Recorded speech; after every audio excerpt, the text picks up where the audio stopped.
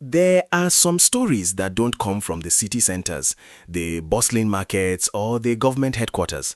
Sometimes, the biggest news comes from the deep, forgotten places. The kind of places cartographers might leave blank and locals will warn you to avoid.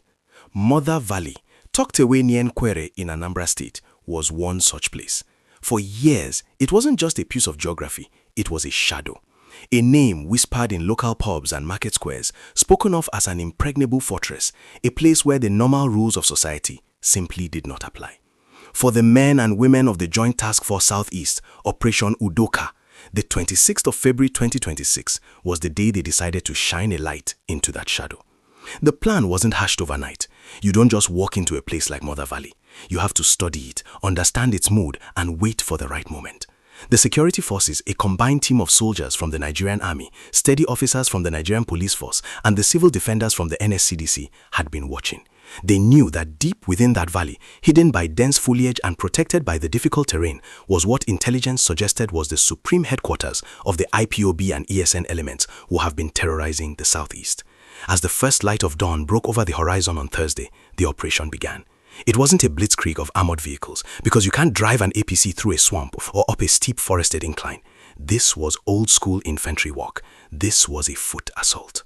Imagine the scene for a moment. You're a soldier, your uniform already heavy with gear, and you are looking at the tree line. The locals told you the valley is a maze. It's restricted, difficult, the kind of terrain that slows you down and makes your muscles burn after the first hour. But they went in anyway. For over 3 hours, these troops pushed forward, deeper and deeper into the belly of the beast. They weren't just walking, they were advancing with purpose, their eyes scanning the thick bush, knowing that at any moment, the silence could erupt into chaos. And erupt it did. As the troops penetrated the heart of the valley, the resistance began.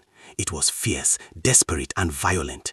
The IPOB/ESN fighters, feeling the walls closing in around their sanctuary, opened up with heavy gunfire. But they also had another weapon, locally made handheld improvised explosive devices, IEDs. These are terrifying tools in a forest setting. They don't need to be precise to be effective. The shrapnel tearing through the undergrowth is enough to maim. You could almost feel the tension in the air. The crack of the rifles, the duller thud of IEDs, the shouts of men maneuvering through the smoke. But here is where the story turns. The troops did not break. They didn't turn back. Instead, they did the exact opposite. They leaned into the fire. Displaying what the High Command later described as exceptional courage, discipline, and professionalism, the JTF fighters returned fire with devastating accuracy. They overwhelmed the defensive positions. In the intense exchange, one IPOB member was neutralized. Several others, according to intelligence and the trails of blood left behind, fled with severe gunshot wounds, their cohesion shattered. The myth of the impregnable Mother Valley was broken on that very morning. Once the immediate threat was suppressed, the troops began a systematic clearance of the camp. And what they found was a window into the logistical engine of this insurgent group. This wasn't just a hideout, it was a fully functioning base. The recovery list reads like an inventory of a guerrilla warfare manual. They found 2 pump-action guns, a locally fabricated firearm, and a tear gas gun, weapons clearly meant for both offense and crowd dispersal.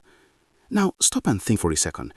How do you think the residents of Nkwere felt when they heard the heavy gunfire echoing from the valley that morning? Relief? Fear? Drop your thoughts in the comments below. But the discoveries went beyond the weapons. There were 7 gas cylinders, an electric kettle, and perhaps most tellingly, extremist propaganda flags. This wasn't just a fighting position. This was a living area, a command post where ideology was mixed with logistics. The troops knew that to truly dismantle the network, you have to take away its ability to live comfortably. So they destroyed the life support structures. The solar panels that powered their communications and lights were smashed. A mechano generator, the kind that provides reliable power to keep a camp running, was rendered useless. As the dust settled on the main assault, a secondary drama was unfolding on the outskirts. Ambush teams, positioned to catch anyone trying to escape or approach, struck gold. They arrested 2 suspect IPOB members, caught red-handed in the middle of their dangerous errands. One was attempting to emplace an IED, likely hoping to catch pursuing troops in a booby trap. The other was identified as a spy, a lookout who had been monitoring the troop movement. It's a stark reminder that these conflicts aren't just about firefights. They are about information, surveillance, and counterintelligence. Further adding to the haul, the troops discovered what they described as a terrorist car park within the valley. There, they recovered a Kia saloon car and a black Toyota Sequoia Jeep. These vehicles were likely used for logistics, moving fighters and supplies, or perhaps even for launching attacks on unsuspecting communities before retreating back to the safety of the valley. They were both recovered and will now be used as evidence and assets for the state. Here's a question for you all. The fact that they had a car park, solar panels, and a generator, does that change your perception of how organized these criminal networks are? Let us know in the comments. The aftermath of this operation sends a very specific ripple through the southeast. For the ordinary law-abiding citizen in Anambra, this is a moment of quiet satisfaction. The Mother Valley had loomed large in the local psyche as a no-go area. Now it's a cleared area. It sends a message that the security forces are not just reacting to attacks, they are proactively seeking out and dismantling the bases from which these attacks are launched. This brings us to a bigger picture. For months, Operation UDO KA has been relentless. Just days before this assault, troops were rescuing kidnapped victims along the 9th mile axis in Enugu, showing their ability to respond to distress calls with lightning speed. They have been engaged in continuous patrols, ensuring that major roads and communities are not overrun by criminals enforcing illegal sit-at-home orders. The operation in Mother Valley is the culmination of that pressure, taking the fight from the roadsides into the heart of the forest. The suspects currently in custody are undergoing profiling. This is where the real intelligence work begins. Military intelligence officers will be working to extract information. Where are the other camps? Who are the financiers?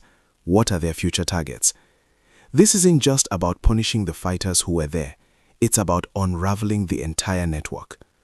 For the community in Nkwere and the surrounding Osu areas, there is a palpable sense of a shift. For too long, these valleys and forests have been sanctuaries for criminals. The operation has shown that there is no hiding place that the long arm of the state cannot reach. The Nigerian army has reiterated that they are resolute, and they have promised law-abiding citizens that they will see an increased security presence. It's a classic security doctrine: dominate the ground, deny the enemy space, and protect the population. Before we move to the conclusion, if you believe in the work of our security forces and want to see more of these detailed reports, please hit that like button and subscribe. It means the world to us. As the sun set on that Thursday evening, Mother Valley was quiet. Not the tense quiet of an ambush waiting to happen, but the quiet of a cleared battlefield. The troops were still there, holding their ground, ensuring that the remnants of the group couldn't creep back in. The message from the military was clear, direct, and aimed at every criminal element still hiding in the region. Your sanctuaries are no longer safe. We will find you. For us as a society, the takeaway is twofold. First, we must appreciate the bravery of the men and women on the ground who walk into those terrifying valleys so that we can sleep safely in our beds. Second, we must remain vigilant. Security is a partnership. The military can clear the forests, but communities must clear the information. If you see something, say something. The fight for peace in the southeast is not just a military operation, it is a collective responsibility. The road to total peace is long, but with operations like the storming of Mother Valley, it feels like we just turned a very important corner. The criminals have been warned, the people have been assured, and the message has been sent. There will be no sanctuary for those who choose violence. Thank you for watching. If you found this story informative, please share it with someone who needs to hear it. Don't forget to like and subscribe to stay updated on the latest developments. We'll see you in the next one.